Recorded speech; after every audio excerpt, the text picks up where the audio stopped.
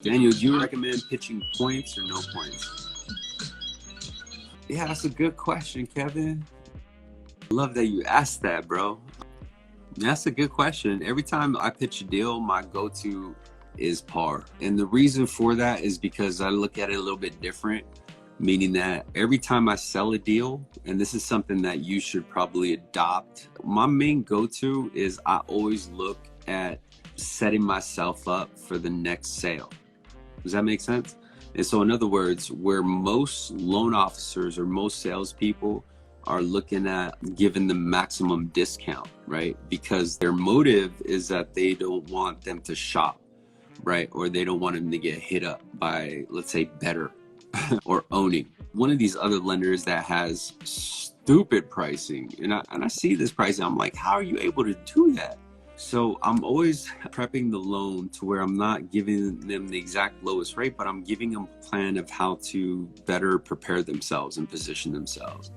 So it's not really a matter about rate, points, or fees. It's really a matter of what's the likelihood of them doing another transaction in the next 12 months, right?